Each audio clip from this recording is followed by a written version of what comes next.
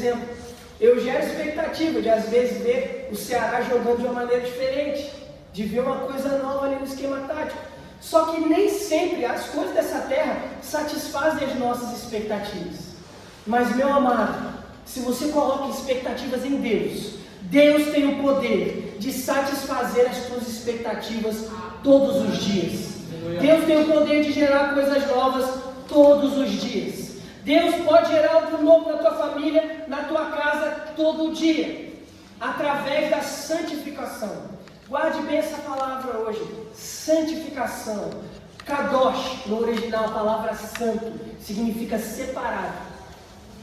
Hoje nós chegamos ao episódio número 6 da nossa série Vivendo a Bíblia. É muito bom te ter aqui. Eu estou muito feliz de estar vivendo esse momento. Estava até brincando hoje no grupo da igreja, falando que agora só faltam mais 60 episódios. Já foram os 6 primeiros, só falta mais 60. Mas é uma maravilha, é um privilégio poder estudar a palavra de Deus dessa forma. Antes de começar essa iniciativa, antes de Deus colocar esse desejo no meu coração, eu só tinha ouvido falar sobre um homem de Deus na história, que pregou a Bíblia inteira de maneira contínua na sua igreja, que foi João Calvino. E eu creio que isso edificou a igreja que ele pastoreava muito. Eu creio que isso trouxe edificação para a vida dos irmãos. Porque estudar, conhecer a palavra de Deus, nunca é demais. Talvez você chegue aqui diante de mim nessa noite como alguém que já leu a Bíblia 10 vezes, 15 vezes, 20 vezes. Mas eu sei que se você já leu a Bíblia, esse número de vezes, se eu chegar até você e perguntar se foi bastante, você vai me dizer que não. Porque a palavra do Senhor, ela é um alimento para a gente comer todos os dias. Não basta eu ler a Bíblia um dia. Não basta eu ler a Bíblia 2 dias. Eu tenho que ler a Bíblia todos os dias. Todos os dias eu preciso me alimentar da palavra de Deus. Se você ainda não teve acesso ao plano de leitura da nossa igreja, feito há 2 semanas atrás, no final do culto me procure e eu vou disponibilizar para você o arquivo do nosso plano de leitura. Lá no plano de leitura da nossa igreja tem o apontamento de uma forma correta de você fazer a leitura da Bíblia e estudar a palavra de Deus. Você começa no livro de Gênesis e termina Apocalipse. Porque muitas vezes tem pessoas que de maneira errada, elas começam a estudar a Bíblia, começam a ler a Bíblia, começam no Novo Testamento, leem a Bíblia começando no Novo Testamento. Mas, meu irmão, se Deus, quando inspirou os pais da igreja para fecharem o cânon, colocou Gênesis primeiro, é porque Ele quer que a gente leia Gênesis primeiro. A gente começa do início e depois vai para o final. Imagina você na escola, eu estava falando isso na EBD hoje de manhã. Imagina você na escola, se primeiro eles te dessem a fórmula de Bhaskara e depois te ensinassem a ler. Você ia se tornar o que muitas crianças, infelizmente, na educação de hoje, no nosso país, estão se tornando analfabetos funcionais. Tem um pouco de conhecimento, mas não conhece com propriedade. Deus deseja que você conheça a palavra dele com propriedade. Não é só ter conhecimento, não é só ter uma base. Ele quer te dar propriedade. E para a gente ter propriedade, a gente tem que começar pelo início. O bebê, nos seus primeiros dias, antes de se alimentar de algo sólido, ele toma o leite. O leite é uma atividade primeva na vida do bebê para que ele possa poder comer uma outra coisa. Quando Paulo ele fala do Novo Testamento, Paulo não, o autor é os Hebreus, porque há uma grande discussão, se foi Paulo, se foi Apolo, se foi Priscila, se foi Áquila, então eu prefiro dizer o autor aos Hebreus. Quando o autor aos Hebreus, ele fala na Bíblia sobre comer alimento sólido, ele está falando daquilo que Deus está gerando no Novo Testamento. Ele está dizendo para irmãos que estão na igreja há muito tempo, que conhecem a lei, toda a lei dada no Pentateuco do Antigo Testamento, mas que não estavam abrindo seus corações, para receber aquele algo novo que Deus estava ministrando naquele tempo do Novo Testamento. Por isso que o autor aos Hebreus fala sobre comer um alimento sólido e o leitinho. Ele faz essa comparação. Ou seja, eu preciso começar do início. E aqui, na série Vivendo a Bíblia, a gente está tendo esse privilégio de estudar a Bíblia livro a livro. Claro, a gente não tem tempo hábil para estudar capítulo a capítulo. Em nome de Jesus, o Senhor, eu creio que Deus vai nos dar uma oportunidade. né, da gente estudar. Eu não sei quanto tempo vai levar, se vai levar 2 anos, 3 anos, mas quem sabe para frente a gente não monta um grupo de estudo da Bíblia para quem quiser aqui na igreja, né? Para a gente vir estudar capítulo por capítulo. Mas agora a gente está estudando livro por livro. E nesse estudo de livro por livro, a gente trabalha a essência de cada livro.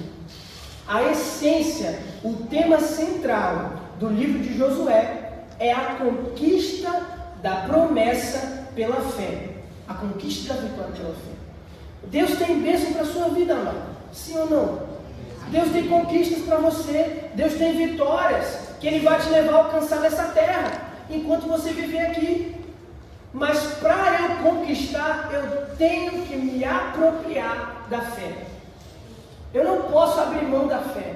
Eu não posso deixar a fé de lado. Como de costume, antes de entrar a fundo no assunto, vou falar um pouco para você sobre as características técnicas do livro de Josué. Tudo isso você vai poder conferir depois no nosso podcast lá no Spotify. Se você é uma pessoa que tem costume, tem o hábito de escutar podcast, agora a gente tem essa ferramenta também. Eu dei um pause aí, lá nos podcasts, na produção, porque eu comprei uma lapela, um fonezinho para melhorar a qualidade do áudio. Estou esperando a lapela chegar, assim que chegar, eu vou voltar a gravar, falando das partes técnicas dos livros.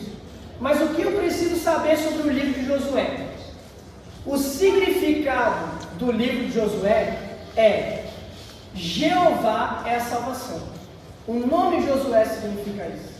Aqui eu tenho uma característica diferente, porque nos outros livros que a gente estudou antes dele, você vai ver em Gênesis, Êxodo, Levítico, Números, todo o Pentateuco, até Deuteronômio, são nomes gregos, trazidos pela Septuaginta, a Bíblia que foi transliterada por 70 judeus para o grego, do hebraico para o grego, ali um pouco antes de Jesus vir à Terra.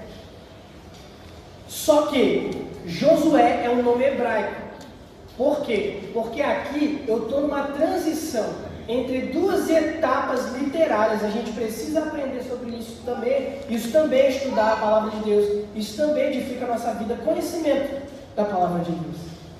Aqui eu estou fazendo uma transição entre o Pentateuco, que foi escrito por Moisés, os 5 primeiros livros da Bíblia, onde estão contidos a lei de Deus, para os profetas históricos.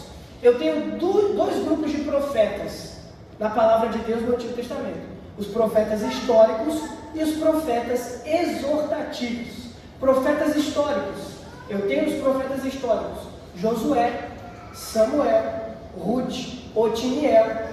Eu tenho os profetas históricos: Sansão. Nos profetas exortativos: Isaías, Jeremias, Ezequiel. Esses são os profetas exortativos.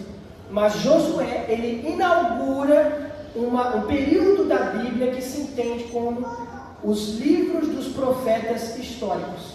O nome Josué, lembre sempre disso, significa o Senhor é a salvação. E faz alusão à realidade de que a conquista de Israel, diante do território que Deus havia entregado para eles, toda a glória, toda a honra dessa conquista é acreditada a Deus. Amados, a gente vai enfrentar muitas lutas na nossa vida. Mas fato é de que se você entregar cada batalha que aparece diante de você, Deus vai vencer. Há anjos prontos, com a palavra direcionada da parte de Deus, para vencer algumas guerras por nós, para vencer algumas batalhas por nós. A gente vê no livro de Números, uma batalha que o povo estava lutando. Deus foi até Josué foi até Deus, fez uma oração e faz um pedido ousado a Deus. Josué fala: Deus, eu preciso de um pouco mais de tempo para vencer essa batalha. E o que Deus faz?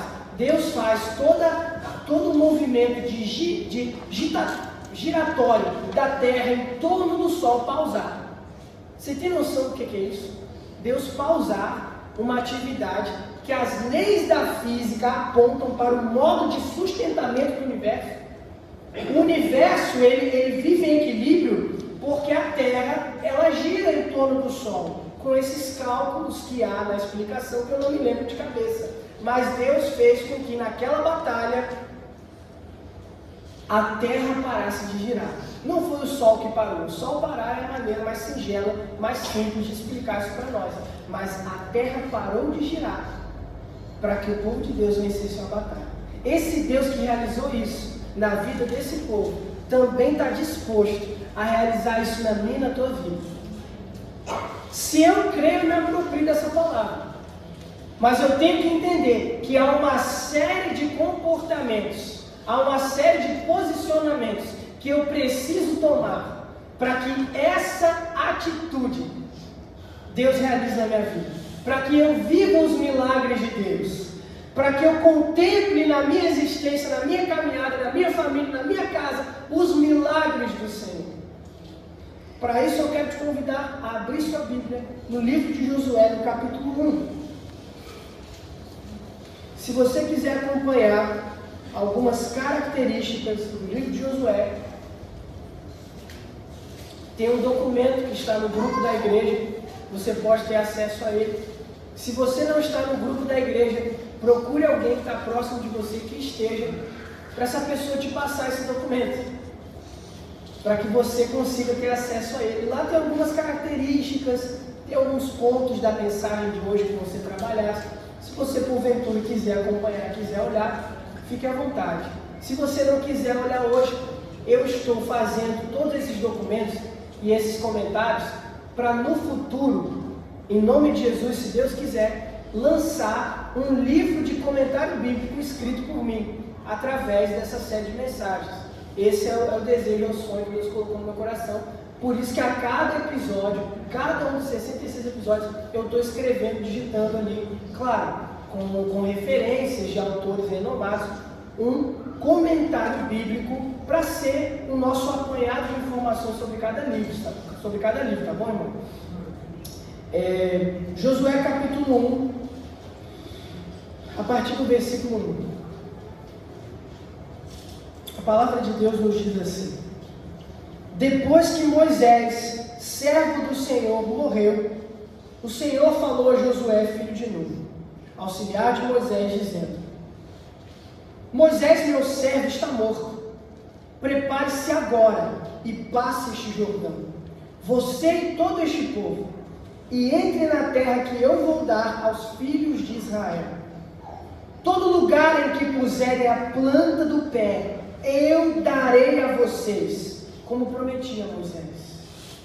O território de vocês irá desde o deserto até o Líbano, até o grande rio Eufrates, estendendo-se através de toda a terra dos heteus e até o mar grande, na direção do poente do sol. Ninguém poderá resistir a vocês todos os dias de sua vida. Assim como estive com Moisés, estarei com você. Não o deixarei, nem o abandonarei. Seja forte e corajoso, porque você fará este povo herdar a terra que, sob juramento, prometi aos pais deles. Então somente seja forte e muito corajoso, para que você tenha cuidado de fazer segundo toda a lei que o meu servo Moisés me ordenou. Não se desvie dela, nem para a direita e nem para a esquerda, para que seja bem sucedido por onde quer que você ande. Não cesse de falar desse livro da lei, pelo contrário, medite nesse livro de dia e de noite, para que você tenha cuidado de fazer segundo tudo o que está escrito nele. Assim você prosperará. Não te mandei eu, esforça-te, tenha bom ânimo, ser corajoso. Não tenha medo, não fique assustado, porque eu, Senhor seu Deus, estarei com você por onde quer que você ande. Essa é uma promessa de Deus, amados. Nesse primeiro ponto, esse primeiro versículo abordado aqui na mensagem, esse início do capítulo do livro de Josué, que abrange não somente a Josué e ao povo desse tempo, mas essa é uma promessa de Deus para mim e para a tua vida. Nós somos a igreja do Senhor que carrega a mensagem do reino por milhares de anos, através de milhares de gerações. Coisas muito poderosas Deus já realizou através da sua igreja. Eventos extraordinários Deus já realizou no meio do seu povo. No meio do povo de Deus já se ouviu falar sobre paralíticos que levantaram da sua cadeira e começaram a andar. No meio do povo de Deus já se ouviu falar sobre espíritos malignos que foram expulsos da vida de pessoas. No meio do povo de Deus já se ouviu falar sobre avivamento, sobre o poder que Deus libera sobre o seu povo, capacitando eles a realizar a obra do Senhor aqui na terra. Há grandes feitos, há grandes nomes. Hoje mesmo na escola bíblica dominical falávamos sobre George Miller. Se você nunca ouviu falar sobre George Miller era um homem que Deus levantou para abrir orfanatos, para cuidar de crianças necessitadas. Meu irmão, para você ter uma ideia, George Miller tinha tal unção sobre a vida dele, que se ele dobrava os joelhos e pedia 80 mil libras a Deus, no outro dia tinha alguém doando 80 mil libras na porta dele, porque isso já aconteceu. Mas por quê? Porque Deus queria prosperar George Miller? Não. Os recursos que Deus nos dá é para cumprir a missão. Eu tenho falado aqui, amados, na igreja, que a gente aceitou Jesus. A gente vive com Deus, amém? A gente se converteu. Se fosse para a gente continuar a vida que a gente vivia antes de aceitar Jesus aqui na terra, Jesus poderia ter levado a gente estava feliz na glória da eternidade com Ele. Mas Ele te deixou aqui porque Ele tem uma missão a realizar através da sua vida. E essa missão não é menor do que tudo o que você já ouviu falar que o Evangelho pode fazer. Essa missão não é menor do que salvar a vida daquele teu irmão que não conhece o Evangelho e que você vê que está caminhando para um caminho de destruição. Essa missão não é menor do que tirar pessoas do pecado, pessoas que estão aprisionadas pelo inimigo, aprisionadas em suas mentes, em seus costumes, em seus comportamentos. Talvez Deus tenha para a tua vida uma unção parecida com a de George Miller, que você vai orar, vai pedir para Deus levantar recursos para a igreja, para a obra, para a tua vida, para a tua família, e Deus vai fazer. Mas você só vai descobrir isso quando você tiver coragem. Coragem para acreditar que aquilo que Deus fez, através daqueles que vieram antes de nós, Ele pode fazer no nosso tempo. Esse é o primeiro ponto da mensagem de hoje que eu quero abordar. Eu me lembro que uma vez, eu tinha 13 anos de idade, eu estava no seminário para jovens líderes e o bispo Anderson Caleb, um dos bispos da nossa igreja, estava pregando. E ele foi enfático ao ler esse texto dizendo: amados, John Wesley já morreu, Lutero já morreu, todos os grandes reformadores da igreja já morreram, todos aqueles que passaram e deixaram a marca deles do Evangelho na terra, morreram. Agora, eu me lembro dele falar de maneira enfática: agora, jovem, é a sua vez.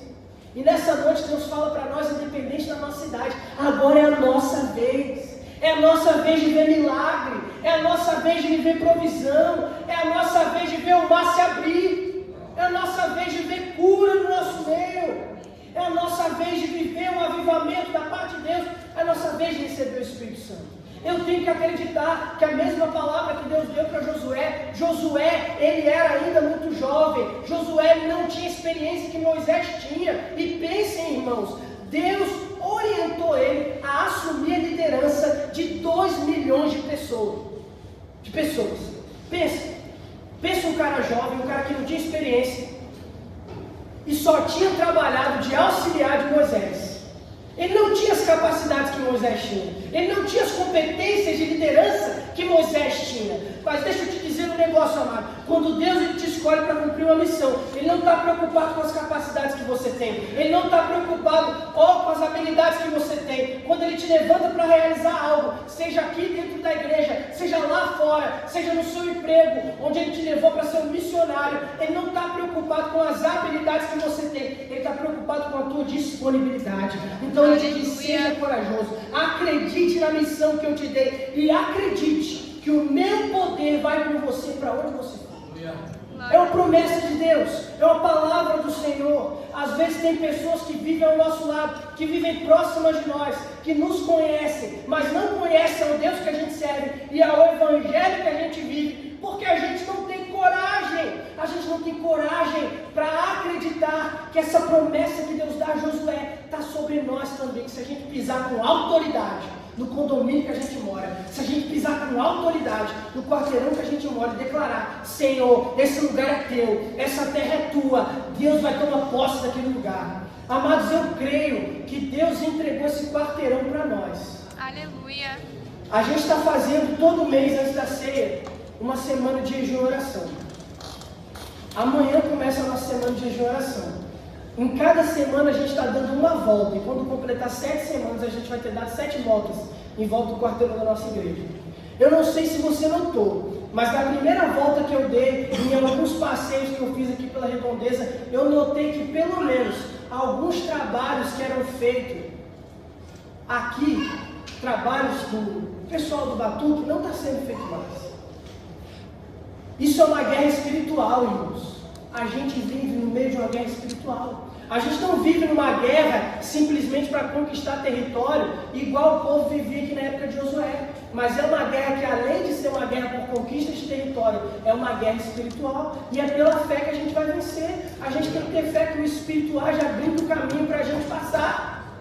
Deus abre o mar vermelho até hoje para a igreja passar, para o evangelho perdurar, para o evangelho continuar. Nós não estamos aqui à toa. Esse não é só mais um domingo na tua vida. Deus te trouxe aqui para te capacitar, para que você seja um instrumento dele, por onde quer que você ande, para que por onde quer que você vá, onde você pisar a planta dos seus pés, Deus te entrega aquele lugar como herança. Deus te chamou para dar fruto, irmão. Deus te chamou para ganhar alma, para trazer as pessoas que você conhece e não são da igreja para a igreja, para que elas possam viver e experimentar aquilo que Deus fez na tua vida. E se Deus não fez, escuta o que eu estou te dizendo, Deus vai fazer coisa grande na tua vida. Você vai poder testemunhar, você vai ter milagre para contar, e através desses milagres, muita gente vai ser edificada através da tua vida. Mas a gente tem que crer, a gente tem que ter coragem. E nessa atitude de coragem que a gente tomou, que a gente tem tomado como igreja, eu creio que no reino espiritual, os anjos do Senhor se acamparam ao redor desse quarteirão. Os anjos do Senhor, com as suas espadas desembanhadas, para vencer a guerra que é do Senhor contra as hostes malignas, estão conosco. Estão abrindo espaço para a gente como igreja permanecer vitoriosos. Aleluia. A gente tem que crer. A minha característica ministerial é uma característica de mestre. Eu tenho facilidade em explicar a palavra e ensinar. Mas isso não é um motivo para eu deixar de crer na ação espiritual do Espírito Santo, na ação sobrenatural, melhor dizendo, do Espírito Santo. Eu tenho que crer, irmão.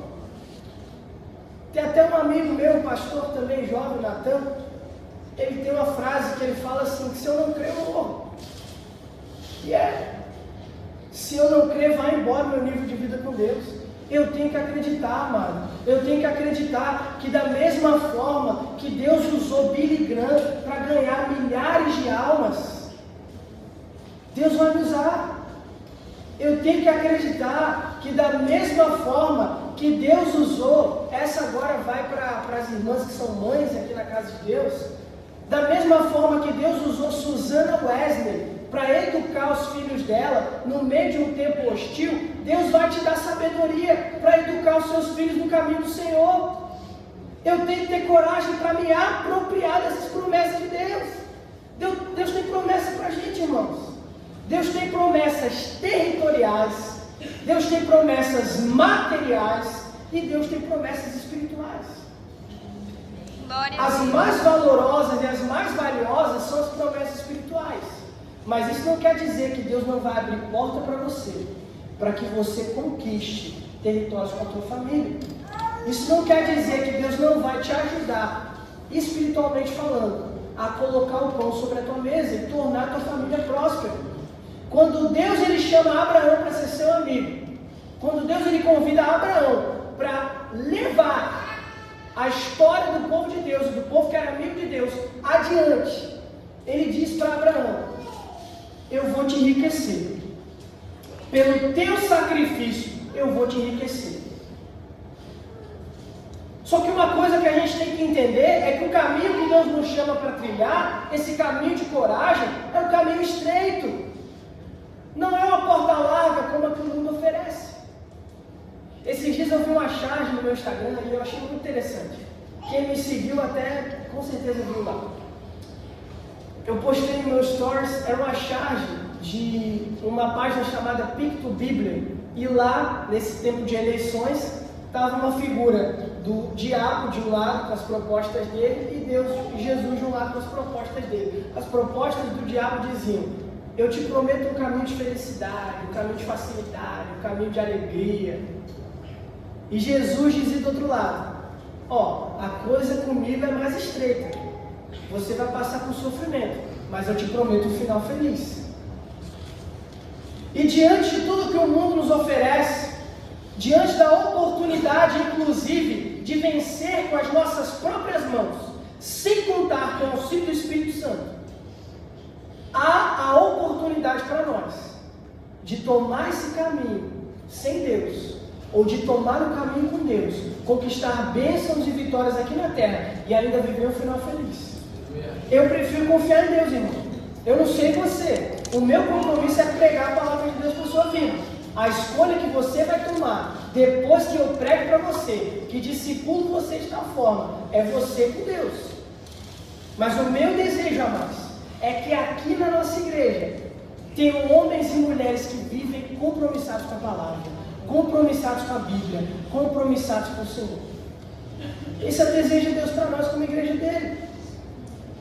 Recapitulando, a primeira coisa que a gente vê, Deus faz um convite para Josué. Deus fala: olha, Josué, eu sei que Moisés foi um grande líder, eu sei que Moisés fez grandes coisas, eu sei que a igreja metodista wesleyana em Pelotas já viveu grandes coisas, eu sei que a igreja metodista wesleyana em Pelotas, antes de vir para cá, antes de vir para esse templo bonito, era um barraquinho lá atrás. Mas eu tenho que crer que o Deus que trouxe a igreja do barraquinho lá atrás para cá, ainda está agindo no nosso meio, ainda tem coisa para fazer, ainda tem coisa para realizar, ainda tem território para nos dar. Não acabou aqui, a gente não para aqui, a promessa ainda é maior do que aquilo que a gente tem visto.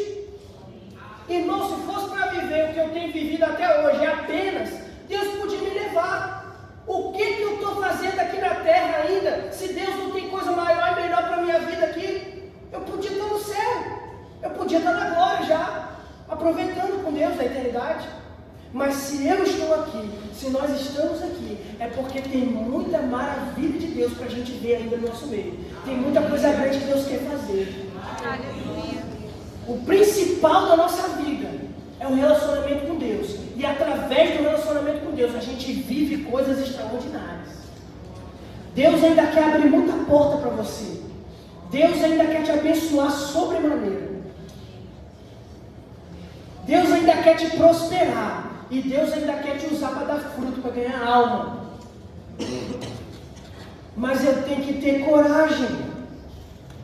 Em segundo lugar, se você quiser acompanhar, abra sua Bíblia comigo em Josué 3:5. A coragem não é o primeiro e único passo. Eu tenho que santificar a minha vida. Irmãos, é necessário a gente se lançar numa vida de santidade diante do Senhor. Josué 3:5. Você encontrou? A palavra de Deus diz assim: Josué disse ao povo: santifiquem-se, porque amanhã o Senhor fará maravilhas no meio de vocês.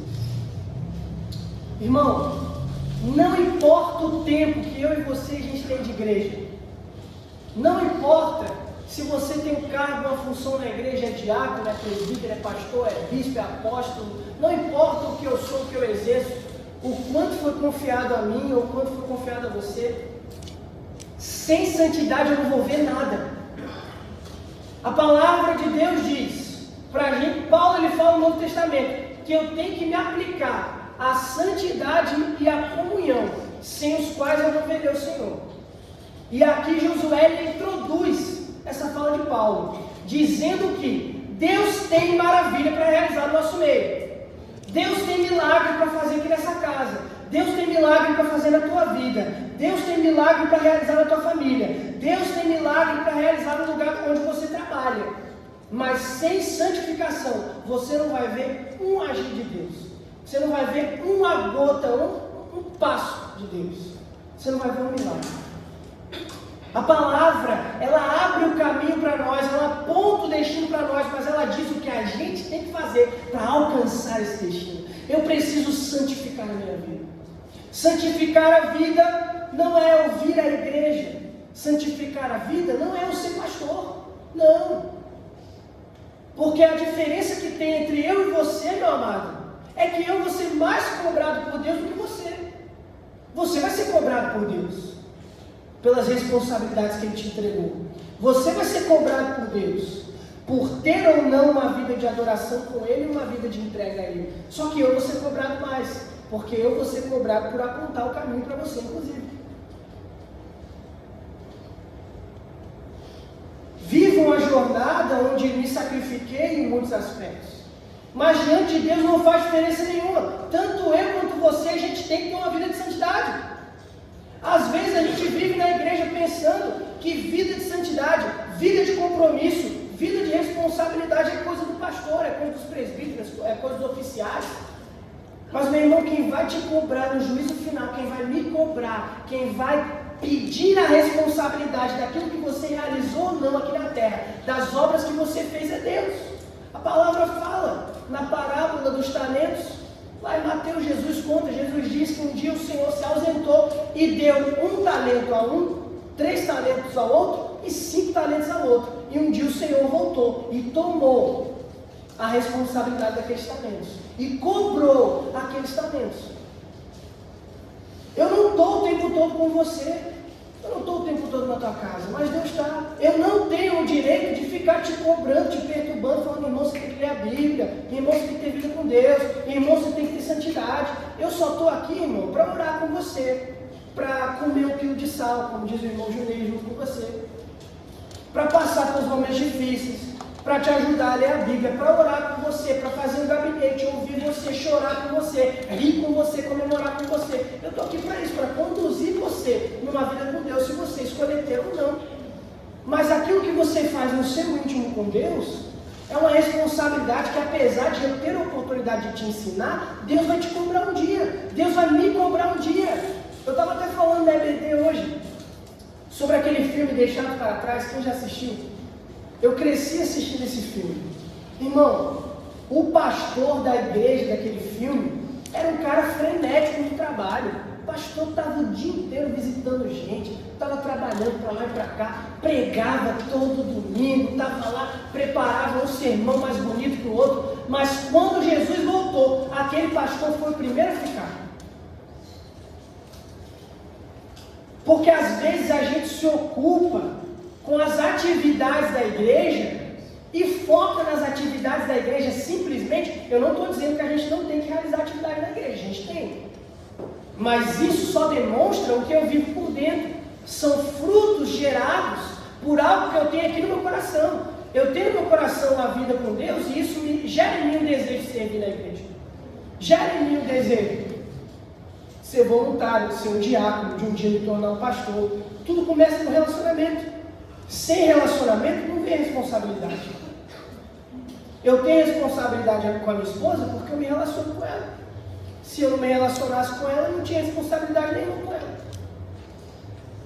Mas a gente é casado, a gente tem um relacionamento. O nosso relacionamento com Deus, ele começa a gerar algumas responsabilidades provenientes de qualquer relacionamento. Mas o que eu tenho que entender é que eu preciso santificar a minha vida. Eu preciso colocar a minha vida e a minha família diante do altar de Deus. Irmãos, muitas vezes eu conheço, a gente estava falando hoje na EBD, de até pastores do tempo de hoje em dia que não conhecem a Bíblia, que não leem a Bíblia. Uma vez eu ouvi uma história do pastor Luciano Subirá, que ele foi no encontro de pastores lá na cidade de Taubaté. Tinham 400 pastores. Ele perguntou quem daqueles pastores já tinha lido a Bíblia inteira. Só 20 pastores levantaram a mão. Nem 10%, irmão. Nem 10%. A única coisa que pode me salvar de viver uma vida medíocre nessa terra, de viver uma vida medíocre nesse tempo, de ser o maior dos miseráveis, como Paulo fala, que Paulo diz que se eu acredito que a morte de Deus, de Jesus na cruz, são só para esse tempo, eu sou o maior dos miseráveis. O que me salva de ser o maior dos miseráveis, seja qual for o cargo que eu ocupo na igreja, é uma vida de santidade. Irmão, não tem outro segredo. Lê a Bíblia e orar. Lê a Bíblia e orar. Faz um jejum uma vez no mês. Jejua, lê a Bíblia e ora.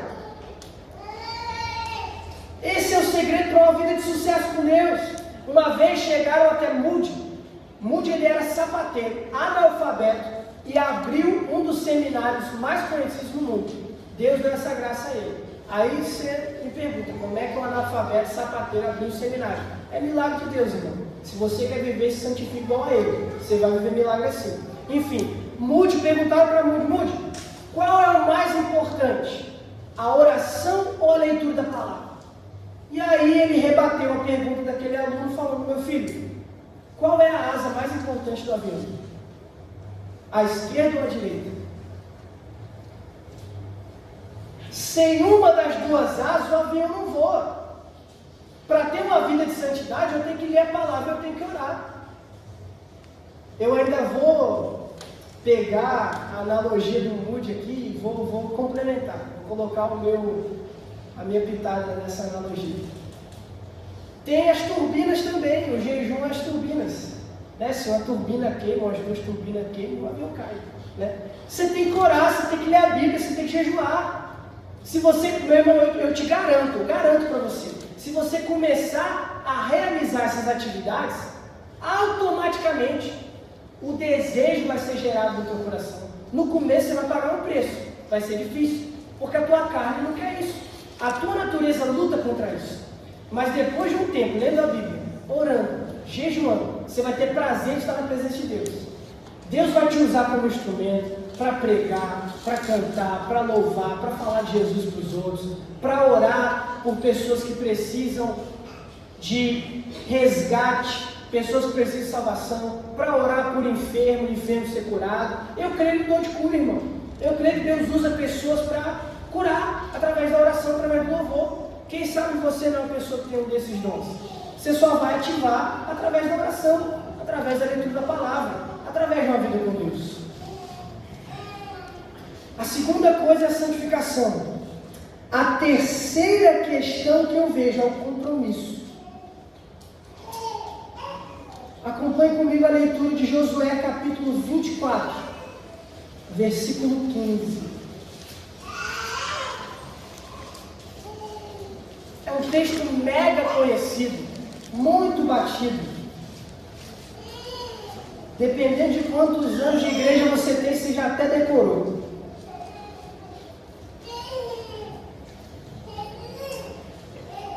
Josué 24, 15.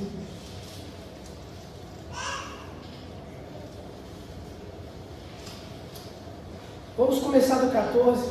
A palavra de Deus diz assim: agora, pois, temam ao Senhor e o sirvam com integridade e com fidelidade. Joguem fora os deuses que os pais de vocês serviram do outro lado do Eufrates e no Egito, e sirvam o Senhor. Mas se vocês não quiserem servir ao Senhor, escolham, pois, hoje a quem querem servir. No entanto, eu e a minha casa serviremos ao Senhor. Meu irmão, eu não sei como você vai sair daqui essa noite. Se você vai sair daqui com o desejo de seguir a tua rotina como entrou aqui na igreja, ou se você vai desejar santificar a sua vida diante de Deus. Mas a minha decisão eu sei. Eu e a minha casa serviremos ao Senhor. Aleluia. Cada um toma a decisão por si. Cada um diante de Deus vai dar conta da responsabilidade de ter um relacionamento com o Senhor. Eu estou aqui para te orientar. Eu estou aqui para falar da palavra de Deus para você, para te ensinar. Mas é você que assume o compromisso. Eu não posso te obrigar a assumir um compromisso com Deus. Eu não posso bater no martelo, bater na tua cabeça, até você desejar ter compromisso com Deus. Porque isso não vai gerar no teu coração um compromisso genuíno. Mas, irmão, tem as bênçãos que são geradas do compromisso com Deus. Tem as coisas boas que Deus traz para a nossa vida, que você só colhe no compromisso com Deus. Salvação. Jesus está voltando. Eu não sei se você crê nisso, mas eu acredito, eu prego, eu vivo, eu falo, eu grito, eu digo para todo mundo. Os dias estão se abreviando, Jesus está voltando. Agora é a hora de eu fazer a escolha. Eu quero ter como bem mais precioso para mim as coisas daqui da terra, as bênçãos que eu estou colhendo aqui, as coisas desse tempo, ou eu quero priorizar o reino. E eu não estou falando para você que você tem que abandonar tudo e viver uma vida no ministério integral como eu. Que você tem que abandonar o seu emprego, que você tem que deixar de lado os compromissos da sua faculdade, da sua família. Não! Não é isso. Mas às vezes a gente deixa de estar com o Senhor para descansar. Às vezes a gente deixa de estar com o Senhor para se envolver em outra atividade. Eu vou mentir se eu não falar para você que eu não já me senti tentado a deixar de vir para a igreja um dia para ver algum jogo do Ceará. Principalmente quando eu não era pastor ainda, ou seminarista. Mas até sendo. O nosso desejo, ele tenta a gente, irmãos. Mas diante de Deus a verdade é revelada. O Senhor sabe que em muitos momentos a gente pode estar, a gente pode se comprometer, a gente pode fazer, mas a gente dá uma escapadinha, a gente dá uma fugida, a gente bola ali uma desculpa ou outra, um argumento ou outro, e todas essas responsabilidades Deus vai cobrar de nós no grande dia, não sou eu. Você não precisa abrir mão do seu emprego, você não precisa abrir mão do seu descanso, mas me organizando, nos organizando, a gente pode se comprometer com a comunhão. A comunhão é importante, estar em igreja, estar em família, fazer parte de um ministério, fazer parte de um pequeno grupo, ser igreja é importante, porque quando Jesus voltar, Ele não vai voltar para buscar você individualmente, Ele vai voltar para buscar uma igreja que tem comunhão, uma igreja que se reúne, uma igreja que está junto. Aleluia. Eu preciso estar inserido no corpo. A dor do meu irmão precisa ser a dor que eu sinto. A alegria do meu irmão precisa ser a minha alegria. Mas para isso eu tenho que estar em conjunto, eu tenho que estar na igreja. Eu tenho que estar aqui. O quarto passo é comunhão. É exatamente sobre isso. É a lição mais preciosa que aprendemos. Deus não separou uma pessoa especial para derramar bênçãos sobre ela. Deus separou o corpo. Para ter compromisso com o Evangelho, eu tenho que ter compromisso com o corpo. Eu até separei aqui na mensagem uma postagem do Instagram que eu li esses dias. Eu gostaria de compartilhar com vocês.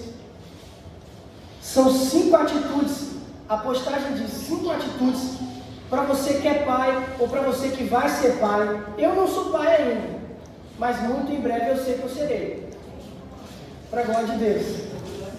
Só que eu já fui filho, e eu sei que essas atitudes são verdades. O que eu faço que afasta meu filho da comunhão? 5 verdades, 5 atitudes que afastam o seu filho da igreja. E assim a publicação escreve o seguinte: mostrando ao seu filho que dificuldades pequenas são motivos para faltar ao culto. Hoje está chovendo, hoje está frio, hoje eu estou cansado. Gastando tempo com celular, com várias outras coisas e não lendo a Bíblia, não orando, não dando o exemplo necessário. Falar mal do irmão da igreja em casa e na igreja abraçar, sorrir, cumprimentar o irmão como se nunca tivesse falado mal dele. Aí aqui o autor da postagem diz que se o seu filho vê você conversando normalmente com aquele irmão da igreja, ele vai achar que ser crente é ser hipócrita, ter uma máscara, ser de um jeito em casa e ser de outro na igreja. Ser a mesma pessoa que você é em casa. Cuidar com uma rotina em casa. Aqui ele fala sobre pessoas que às vezes, a gente fala que a nossa vida está corrida. Às vezes a gente fala que não tem tempo para ler a Bíblia, para orar, para santificar a nossa vida, para vir para a igreja, para ter comunhão. Mas a novela está em dia. Eu não perco um jogo do meu time. São coisas que no final das contas vai pesar para o tempo que eu investi de relacionamento com Deus, de santificação na minha vida ou não. Você pode perder o jogo do seu time um dia e dar um passo maior para se aproximar de Deus no relacionamento com Ele. O que é mais importante para nós? Qual é a prioridade da nossa vida? O que a gente tem abraçado como essencial? Eu sei que você trabalha muito, eu sei que eu também trabalho muito, eu sei que a gente tem um dia muito corrido, que a gente precisa descansar, e o trabalhador é digno do seu salário, e o salário também está um descanso. Mas tempo com Deus, vida com Deus é algo essencial. E sobre essa questão do exemplo, amados, como eu disse, eu não sou pai, mas eu fui filho. Eu já acordei 3 horas da manhã com meu pai orando por mim. Eu não estou dizendo que você tem que fazer isso. Não 3 horas da manhã, mas você tem que orar pelo seu filho. Eu chegava da escola 10 horas da manhã e a minha mãe estava lendo a Bíblia, fazendo lá o crochê dela lendo a Bíblia. Eu via a minha mãe ler a Bíblia. Eu voltava do futebol 4 horas da tarde e eu vi o meu pai lendo a Bíblia. Esses dias eu estava até conversando também com o irmão Pablo. E ele me falou que algo que marcou a vida dele é que quando ele ia visitar os avós dele, de vez em quando, ele via pela fresta da porta do quarto do seu avô, o seu avô orando e lendo a Bíblia. O exemplo não é importante. O exemplo convence. Quando Josué fala, eu e minha casa serviremos ao Senhor, ele não está dizendo que ele vai levar os filhos dele para a igreja, que ele vai levar a mulher dele para a igreja. Ele está dizendo que ele vai discipular, ensinar a andar no caminho. Eu aprendi, amado. Eu não sou pai ainda, como eu disse, volto a repetir, mas eu fui filho e eu fui discipulado. Meu pai caminhou comigo, meu pai me ensinou a ler a Bíblia, minha mãe me alfabetizou antes de eu ir para a escola na Bíblia. E isso deixou uma marca na minha vida. Eu também não estou dizendo que você tem que fazer isso, mas você tem que ler a Bíblia com o seu filho. Você tem que ter um tempo de oração com o seu filho. Isso vai mudar a vida dele. Amanhã você vai olhar para trás e vai dizer, olha, hoje o meu filho está sentado do meu lado aqui no banco da igreja. Porque eu tive tempo com ele, eu discipulei. Talvez hoje ele esteja afastado, mas se você discipulou, fique tranquilo. Pode ter a certeza no seu coração que daqui a pouco ele vai estar aqui. Porque quando lá em Provérbios, Salomão ele fala que se você ensinar a criança no caminho que ela tem que andar, lá na frente ela não vai se desviar. O que ele está falando é que se você discipular, mesmo que ele queira experimentar as coisas do mundo, uma hora ou outra ele vai saber que vida de verdade é na presença de Deus. Vida de verdade é lendo a palavra. Vida de verdade é orando, não é simplesmente assistindo o jogo do meu time. Meu irmão, eu gosto muito de ver jogo do Ceará, mas eu não sinto a felicidade que eu sinto assistindo um jogo até no Castelão, que eu sinto aqui na presença de Deus.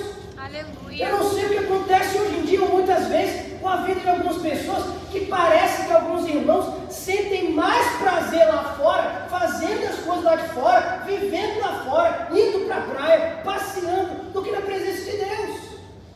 Mas é claro, como eu disse, esse irmão vai dar conta ao Senhor. Se eu um dia fizer isso, eu vou dar conta ao Senhor. Mas o primordial da minha vida, aquilo que me traz felicidade de verdade, é habitar na presença de Deus, amado. Aleluia. É estar orando, ter uma vida de oração, ter uma vida com o Senhor. Eu não sei você, mas eu não senti prazer maior na minha vida do que estar na presença de Deus. Eu não senti.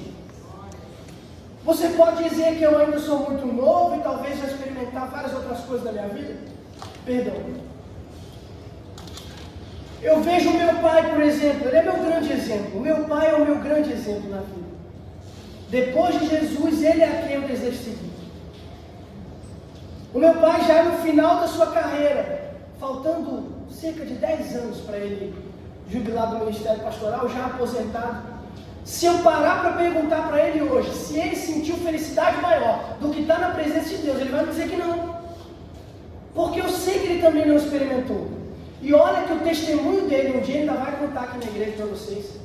O testemunho dele tem de tudo que é situação. Até brigar como gangster, com barra de ferro, ele já brigou. Ele viveu de tudo. Mas em nenhum outro lugar ele encontrou o que satisfez a alma dele e o fez completo como aqui na casa de Deus. É por isso, amados, Josué, quando ele confronta o povo e diz: olha, se vocês quiserem servir aos deuses amorreus, o problema é de vocês, porque eu sei quem é meu Deus, eu sei o que eu experimentei, eu sei o que Ele tem para mim, eu sei as bênçãos que Ele quer derramar sobre a minha vida, eu sei quem Ele é, eu caminhei com Ele. Aleluia. Amado, caminhe com o Senhor e a tua história vai mudar. Caminhe com o Senhor e você vai passar a ser o tipo de gente que não entende as pessoas, que às vezes sentem prazer em outras coisas que não estão na presença de Deus. Não basta apenas cantar e dizer: o meu prazer está em servir ao Senhor, em adorar ao Senhor. Precisamos viver essa realidade.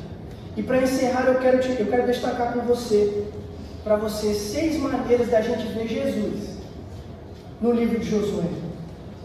A primeira maneira que eu vejo Jesus é um líder que segue a lei. Ao longo do livro, Deus diz a Josué para se dedicar à lei do Senhor e não se afastar dela para a direita e nem para a esquerda, meditando nela e praticando os seus preceitos. A segunda maneira que eu vejo Jesus no livro de Josué, um libertador que salva pecadores. E aqui eu destaquei a história de Raabe.